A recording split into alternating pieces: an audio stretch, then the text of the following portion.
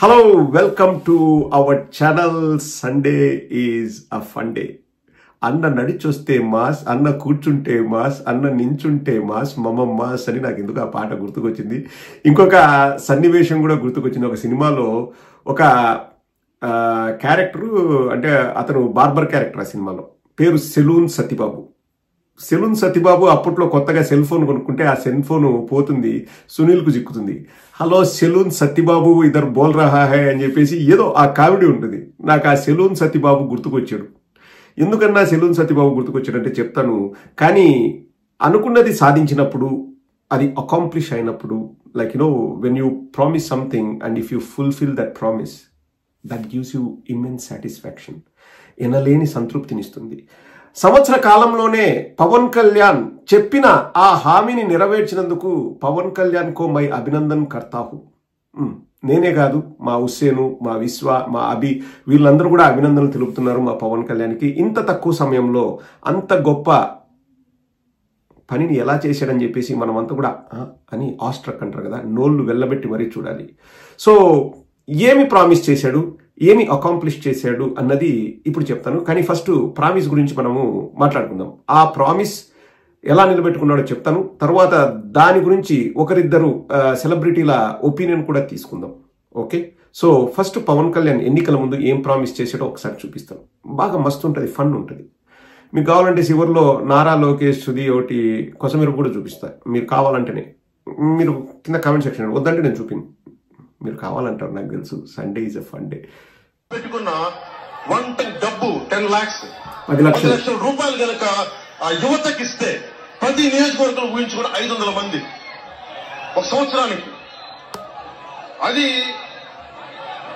5 సంవత్సరాలు 500 మంది వాళ్ళకి 10 లక్షల చొప్పున ఇస్తా ఉంటే కనీసం 10 మందికి ఉద్యోగాలు ఇస్తే ఎంత మంది అవుతుంది? ఒకసారి మీరు లెక్క వేసుకొని చూడండి. అంటే భవిష్యత్తు మీ చేతిలో ఉంది. అవునవును, కరెక్ట్. నా కొడుకు నేను పెట్టుబడి పెడతాను, మీకెవరు పెట్టుబడి పెడతారు? నా కొడుకు ఎక్కడైనా చదివించాలంటే నేను పెట్టుబడి పెడతాను. కానీ నాకు పుట్టపోయిన ఇది మనందరం సోదరులు అనుకుంటాం, నా కుటుంబం అనుకుంటాం. నా కుటుంబానికి నేను ఏం చేయాలి? సో నేను అనుకుంది 10,000 కోట్లు సంవత్సరానికి. ఒక్క ఇసుకలోనే 10,000 కోట్లు దోచేస్తా ఉన్నారు వీళ్ళు. అలాంటి ఇసుక దోపిడీని ఆపి ఆ 10,000 కోట్లు మీ దగ్గరికి తీసుకొస్తే యువతకిస్తే ఎందుకు అభివృద్ధి పదంలో ఆంధ్ర. అదే అండి, ఎవరో పాపం బాగా లెక్కేసి కూడా చెప్పాడు. 175 నియోజకవర్గాలు ఉన్నాయి మనకి. అవి కూడా మీ అందరికీ తెలుసు.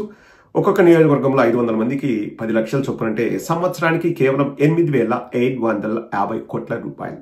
సో 5 ఏళ్లకి 43,750 కోట్ల రూపాయలు. కేవలం 43,750 కోట్లను ప్రజలకు ఇస్తే అవి గుడ్లు పెట్టి వాళ్ళు 10 మందికి మళ్ళీ ఎంప్లాయ్మెంట్ ఇచ్చి దాన్నే ఒక 4,37,500 కోట్లు చేసే కెపాసిటీ మనకి యూత్కు ఉందన్నారు. Fantastic, mind blowing, amazing. ఇంకా దాంట్లో తిరుగులేదు. ఇప్పుడు ఒక సంవత్సరంలో 8,750 కోట్లు ఖర్చు పెట్టాడా? యువతకి ఇచ్చాడా? ఒక్కొక్క నియోజకవర్గంలో 500 మంది యువకులకు ఇచ్చాడా? 175 నియోజకవర్గాల్లో ఉన్న 500 × 175 మందికి ఇచ్చారా అంటే నా దగ్గర పెద్ద సమాధానం లేదు. కానీ ఒక అతి భారీ పరిశ్రమనైతే తీసుకొని వచ్చాడు పవన్ కళ్యాణ్ గారు. ఇప్పుడు ఆ భారీ పరిశ్రమని ఈరోజు శంకుస్థాపన అంటే ఫస్ట్ ప్రారంభోత్సవం చేస్తూ అంగరంగ వైభవంగా ఆ బయటకు వచ్చే దృశ్యాన్ని చూడండి. చూడడానికి 2 కళ్ళు కూడా సరిపోవు. ఒకసారి ఫస్ట్ ఆ దృశ్యాన్ని చూడండి, చాలు, తర్వాత మాట్లాడు.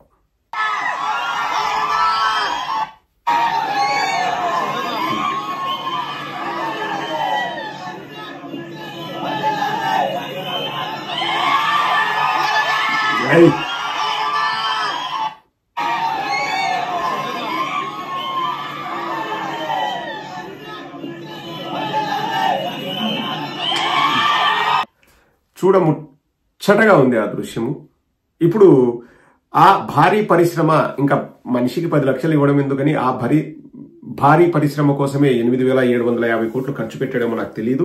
సో రాష్ట్రంలో ఉన్న 175 నియోజకవర్గాల్లో ఉన్న 500 మంది యూత్ అంతా కూడా అక్కడికే వచ్చి పనిచేస్తారు అనుకుంటా. ఇంకా అంత పెద్ద భారీ పరిశ్రమ పెట్టినప్పుడు మళ్ళా ఒక్కొక్కడికి సపరేట్గా 10 లక్షలు ఇవ్వాల్సిన అవసరం లేనే లేదు. ఇంతకు ఆ భారీ పరిశ్రమ ఏంటంటే ఒక కటింగ్ షాప్. ఒక బార్బర్ షాప్, ఒక హెయిర్ సెలూన్, ఏదైనా అనొచ్చు. సో బ్యూటీ అండ్ స్పా, ఇంకా ఇష్టం వచ్చిన పేర్లతో పిలవచ్చు. ఇప్పుడు మోడర్న్ పేర్లతో పిలుస్తున్నాం కదా.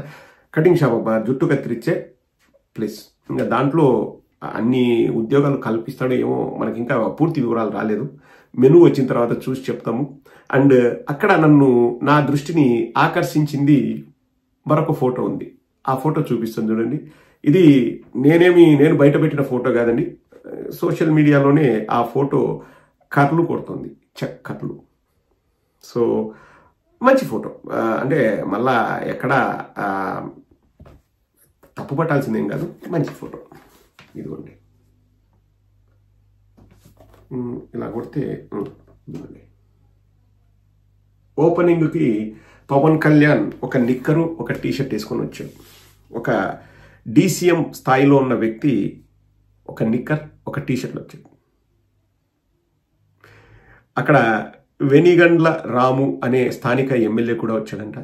ఇక్కడ నా పాయింట్ ఏంటంటే, మనం నిక్కర్లో రావచ్చా, టీషర్ట్ వేసుకొని రావచ్చా, కనీసము DCM కదా, ఫార్మల్గా వస్తే బాగుంటుంది కదా అని అడిగామనుకోండి, జన సైనికులు దాన్ని కూడా మనల్ని తప్పు పడతారు. ఎందుకంటే మా జనసేనాని నిక్కర్లో వస్తే మీకేంది బాధ, టీషర్ట్లో వస్తే మీకేంది బాధ, మీరు అట్లా నిక్కర్లో వచ్చినారు, టీషర్ట్లో వచ్చినారు అని చెప్పేసి మా హరిహర వీరమల్లు సినిమా పబ్లిసిటీని అడ్డుకుంటూ మీరు కుళ్ళుకుంటున్నారు, మీరు ఓడ్చుకోలేకపోతున్నారు, ఇంకా ఏదేదో మాట్లాడతారు, తలా తోకలేకుండా మాట్లాడతారు, లాస్ట్కు ట్రంప్ దాకా తీసుకెళ్తారు. కానీ నాకైతే విచిత్రంగా అనిపించింది, పవన్ కళ్యాణ్ గారు మీరు ఏ షాప్ అయినా ఓపెన్ చేయండి, ఇక్కడ భారీ పరిశ్రమ తీసుకొస్తా అని చెప్పేసి ఒక సెలూన్ ఓపెన్ చేసినాడని నేను ఎప్పుడు అన్నాను. సెలూన్ కూడా మంచిదే, కానీ ఇదే సదరు వ్యక్తులు, ఈ జన సైనికులు, ఈ గొర్రెలు, ఇంతకుముందు గుడివాడ అమర్నాథ్ గారు, అప్పట్లో వైసీపీలో ఉన్న ఒక నాయకుడు డబ్బులు పోగేసుకుని ఒక చిన్న రెస్టారెంట్ పెడితే, ఆ రెస్టారెంట్ని మన గుడివాడ అమర్నాథ్ గారు పోయి ప్రారంభోత్సవం చేస్తే ఎంతగా ఎగతాళి చేశారంటే, ఇది ఐటీ మంత్రి భారీ పరిశ్రమలు తీసుకొచ్చాడు, నూడిల్స్ తీసుకొచ్చాడు, చైనీస్ నూడిల్స్ తీసుకొచ్చాడు అని ఎగతాళి చేశారు. ఇప్పుడు సంవత్సరానికి 8,750 కోట్లు ఇస్తా అన్న మా DCM అంటే ఉపముమా ఏం తెచ్చినాడరా అంటే ఒక హెయిర్ కటింగ్ సెలూన్ రాష్ట్రానికి తీసుకొచ్చాడు, భారీ పెట్టుబడులు. సో దీనిని అభినందిస్తూ 2-3 సెలబ్రిటీస్ వచ్చి మేము మాట్లాడతాం అంటున్నాడు. సో ఫస్ట్ సెలబ్రిటీ తనకు ఎంతో ఆప్తుడు, తన ప్రియమిత్రుడు, పిఠాపురం వాస్తవ్యులు వర్మ గారినే పిలుద్దాం. వర్మ గారు మన DCM హయాంలో ఈ రాష్ట్రంలో అభివృద్ధి ఎలా పరుగులు పెడుతుందో, ఎలా పరిగెత్తుతుందో ఒకసారి మీరు చెప్పండి, మేము వింటాం. పోలీస్ కానీ రెవెన్యూ యంత్రాంగం కానీ రైతు తప్పని మట్టి తవ్వుకుంటే 4 రోజులు పోలీస్ స్టేషన్ లో ఉంటాడు. అంత గట్టిగా పోలీస్ వ్యవస్థ పనిచేస్తాం. వాళ్ళు మారిన ముసుగులో ఇక్కడ రోజుకి 200-300 లారీ ఇక్కడ నుంచి ట్రాన్స్పోర్ట్ వెళ్ళిపోతా ఉంది. పోలీస్ కి నేను గత 20 రోజుల నుంచి 2-3 సార్లు ఇంటిమేషన్ చేశాను. పోలీస్ కి ఎలా ఉందంటే కొంచెం రాత్రుల్లో రేజీ అంటే కనపడదా, ఆ గ్లాసెస్ అయ్యి మరి కల్పించాలి. ఎందుకంటే కనపడలేదంటే వాళ్ళకి కావాల్సింది వస్తున్నట్లు లెక్క. ఎవరు అక్కర్లేదు, పోలీస్ స్టేషన్ నుంచే మేము వచ్చేస్తున్నాను రా బాబు చదువుకోండి అంటే చదువుకున్నాం. నిన్న 20 లారీలు ఉన్నాయి. ఒక స్టేషన్ కి ఇలా కౌరు చెప్పారు రెవెన్యూ వాళ్ళు. సెకండ్ లో లారీలు ఇక్కడి నుంచి పోయినాయి. JCP మిగిలింది ఇక్కడ మల్లివారి తోట, మళ్ళీ రవణకపేటలో కొత్తది నిన్న శంకుస్థాపన చేశారు. సాయంత్రం నిన్న అన్ని బీర్ సీసాలతో రాత్రి బాగా శంకుస్థాపన అయింది. అక్కడ ఒక స్పాట్ పెట్టి ఇంకో ర్యాంప్ పెట్టారు. ఈ ఇసుకను తీసుకెళ్లి ఒరిజినల్ ఇసుకలో కలిపేసి ఒరిజినల్ ఇసుక రేట్ కి దీన్ని బిల్డింగ్ పెడతారు. అందుకనే కాకినాడలో 2-3 అపార్ట్మెంట్లు కూడా పడిపోయాయి. వర్మ గారికి ఒళ్ళంతా వెటకారం. పోలీసు వాళ్ళకు రేచీకటంట కనిపించదట. ఎందుకంటే రెవెన్యూ వాళ్ళు పోలీసు వాళ్ళకి ఫోన్ చేస్తే పోలీసు వాళ్ళే చెప్తారంట అక్కడ లారీల్ని వెళ్ళిపోండి మేము ఇన్స్పెక్షన్కి వస్తామని. వాళ్ళు వెళ్ళిపోతారంట. సో అక్కడ వెళ్ళిపోయి ఇంకో చోట శంకుస్థాపన చేస్తారంట, బీర్లు పొంగిచ్చి.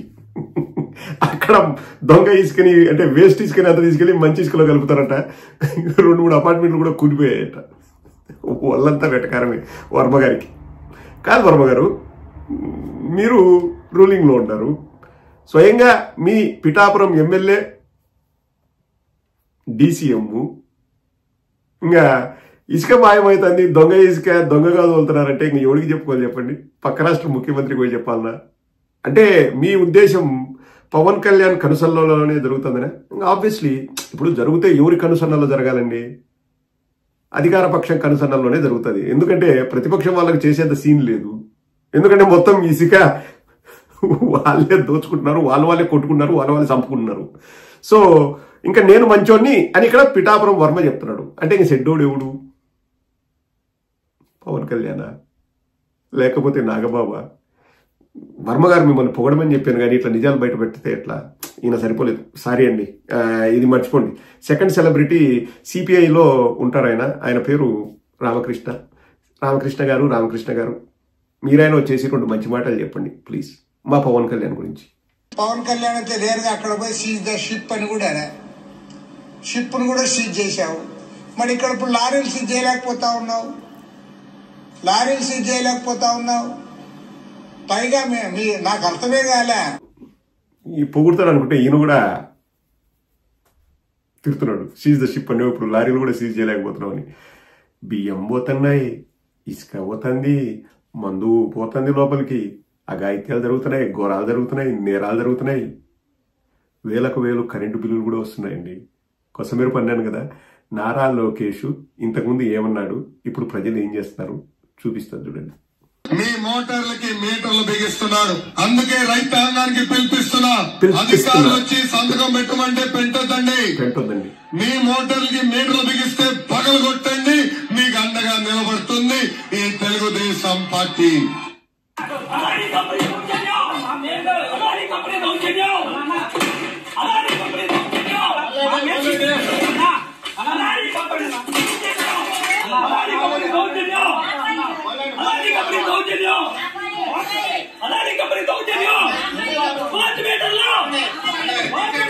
మోటార్లకి మీటర్లు బిగిస్తే పగ్గలు కొట్టమని పిలిపిస్తున్నా అన్నాడు.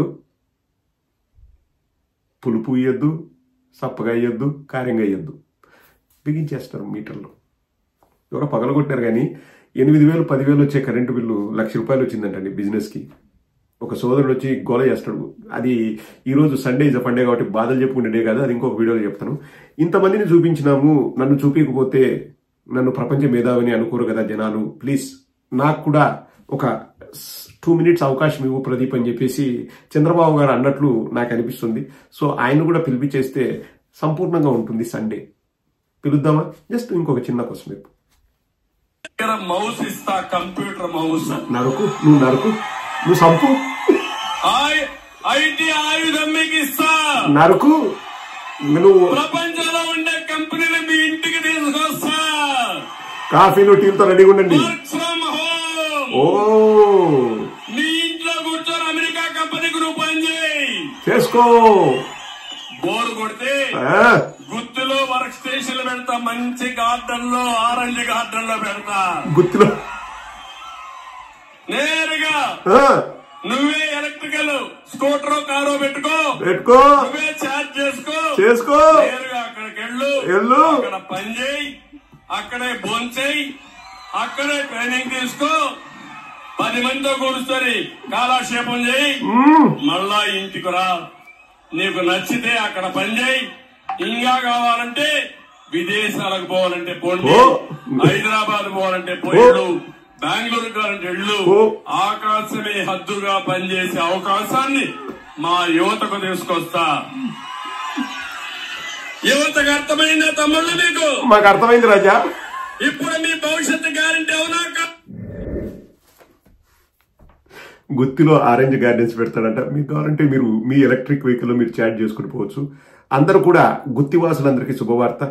గుత్తి చుట్టుపక్కల ప్రాంతాల్లో ఎక్కడెక్కడ ఆరెంజ్ గార్డెన్స్ ఉన్నాయో అక్కడ మీరు వెళ్ళి పడుకోండి, లేకపోతే కాలక్షేపం చేయండి. మీ ఇంటికి జీతాలు పంపించే బాధ్యత Chandrababu Naidu. Hope everyone liked this video. I'll see you in my next video.